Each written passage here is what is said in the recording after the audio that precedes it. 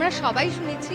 তো আপনাদের কাছেও এই প্রশ্ন রইল, একটা সাংবাদিক বৈঠক হচ্ছে, সেখানে যারা টেন্টেড বলে সিবিআই এর লিস্টে প্রমাণিত হয়ে গেছে, তো সেখানে তিনি তাদেরকে বলছেন বিভিন্ন দপ্তরে তিনি ফিরিয়ে দেবেন। তো এটাকে আমি আপামর জনসাধারণের কাছে জানতে চাইবো যে তারা এটাকে কিভাবে দেখছে। আমরা কিন্তু বুঝতেই পারছি সেখানে যোগ্যদের জন্য কোনো সহানুভূতি নেই। যোগ্যদের কিভাবে ফিরে আসতে হবে, না পরীক্ষা দিয়ে ফিরে আসতে হবে প্রাতিষ্ঠানিক দুর্নীতির কারণে। আর যারা টেন্টেড বলে প্রমাণিত তারা বিভিন্ন দপ্তরে ঢুকে যাবে, চাকরি করবে। আর তাহলে এই যে বাংলার এত এত বেকার, তারাও তাহলে কোথায় যাবে? তাহলে সবাইকে কি দুর্নীতি করতে হবে, তাহলে তার চাকরির ব্যবস্থা হবে? মানে এখানে তো এটাই প্রশ্ন আসছে। তো তাকে আবার ভাবতে বলবো, যেহেতু তিনি আমাদের এখানে পশ্চিমবঙ্গের সর্বোচ্চ ক্ষমতায় রয়েছেন, তো তাকে আবার ভাবতে বলবো, কারণ এত এত বেকার যেখানে, সেখানে টেন্টেডদের বিভিন্ন দপ্তরে চাকরিতে ঢুকিয়ে দেওয়া হবে, এটা কখনোই কাম্য নয়। ৩রা এপ্রিল সুপ্রিম কোর্টের নির্দেশে 2016 এসএসসির গোটা প্যানেল বাতিল হয়েছিল, আর তারপরে 7ই এপ্রিল নেতাজি ইন্দোরের সভা থেকেও এই অযোগ্যদের উদ্দেশ্যেই কিন্তু বার্তা দিয়েছিলেন মুখ্যমন্ত্রী মমতা বন্দ্যোপাধ্যায়। আগে যোগ্যদেরটা হয়ে যাক, বাদ বাকি যারা থাকবেন, যাদের অযোগ্য বলা হচ্ছে তাদের বিরুদ্ধে কি কি এভিডেন্স আছে আমি দেখব। সেকেন্ড পেজ, কাকে অযোগ্য বলেছে, কেন বলেছে, কি কারণে বলেছে, কোন এজেন্সি তদন্ত করেছে, কি কি কাগজপত্র আছে, টোটালটা দেখব। তারপরে তাদের নিয়ে আমি আলাদা করে মিটিং করে আমাদের কথা বলবো। এদিকে আন্দোলনকারী শিক্ষাকর্মী তাদের নিয়োগ নিয়ে যখন একটা চূড়ান্ত জল্পনা চলছে, তারই মধ্যে এবার শুরু হলো পোস্টিং বিতর্ক। ফের স্বাস্থ্য সচিবের দ্বারস্থ হয়েছেন 3 জন চিকিৎসক। অভিযোগ জানাতে চলেছেন এই 3 চিকিৎসক, দেবাশিস হালদার, অনিকেত মাহাতো এবং আশফাকুল্লাহ নাইয়া।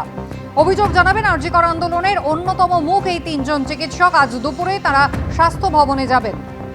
অভিযোগ, কাউন্সিলিংয়ে পোস্টিং এক হাসপাতালে পেয়েছিলেন, মেধা তালিকায় কিন্তু সেই হাসপাতালের নাম রাতারাতি বদলে গিয়েছে। গতকালও এরা স্বাস্থ্য সচিবের সঙ্গে দেখা করার চেষ্টা করেন, যদিও স্বাস্থ্য সচিব তাদের সঙ্গে দেখা করেননি।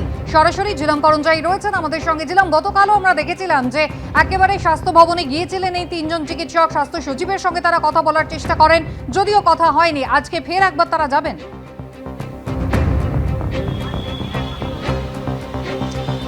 একদমই, যেটা ওয়েস্ট বেঙ্গল জুনিয়র ডক্টরস ফ্রন্টের তরফ থেকে জানানো হয়েছে, আজকে দুপুর 1:30 নাগাদ স্বাস্থ্য ভবনে যাবেন অনিকেত মাহাতো, আশফাকুল্লাহ নাইয়া এবং আরও বেশ কয়েকজন জুনিয়র ডাক্তার।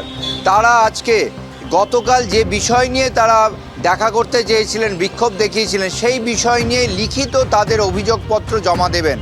অভিযোগপত্রে তাদের এই যে কাউন্সেলিং হয়েছে, কাউন্সেলিংয়ে নির্দিষ্ট করে, যেমন অনিকেত মাহাতোর ক্ষেত্রে বলা হয়েছিল তাকে কাউন্সেলিংয়ে যে আরজি করে তাকে পাবে, তার এই এসআর ডিউটি যেগুলো, এসআরের যে রেসপন্সিবিলিটি, সেটা আরজি কর মেডিকেল কলেজ হাসপাতালে শুরু হবে। এবং আশফাকুল্লাহ নাইয়ার ক্ষেত্রে যেটা শুরু কথা ছিল আরামবাগ মেডিকেল কলেজে, সেগুলো যে পরিবর্তন করা হয়েছে, কেন পরিবর্তন করা হয়েছে সেই বিষয় নিয়ে তাদের যে লিখিত অভিযোগ, সেগুলো তারা স্বাস্থ্য সচিবের দপ্তরে জমা দেবেন। এবং যেটা জানা যাচ্ছে, শুধু স্বাস্থ্য সচিব নয়, স্বাস্থ্য শিক্ষা অধিকর্তা ডক্টর ইন্দ্রজিৎ শাহ এবং স্বাস্থ্য অধিকর্তা যেমন স্বপন সরেন, তাদের কাছেও জমা দেবেন বলে তারা জানিয়েছেন। এর পাশাপাশি তোমাকে জানিয়ে রাখবো যে ডক্টর দেবাশিস হালদার, তার ক্ষেত্রেও একই অভিযোগ উঠেছে। তাকে হাওড়ায় পোস্টিং দেওয়া হয়েছিল এবং তারপরে কাউন্সেলিংয়ে সেটা নির্দিষ্ট হলেও আচমকা সেটা তাকে বদলে দিয়ে তাকে অন্য জায়গায় দেওয়া হয়। সেই নিয়েও গতকাল ইতিমধ্যে সে লিখিত অভিযোগ জমা দিয়েছে। অর্থাৎ আজকে অনিকেত মাহাতো এবং ডক্টর আশফাকুল্লাহ নাইয়া তারা লিখিত অভিযোগ জমা দেবেন স্বাস্থ্য সচিব, স্বাস্থ্য শিক্ষা অধিকর্তা এবং স্বাস্থ্য অধিকর্তার কাছে। জিলাম, ধন্যবাদ।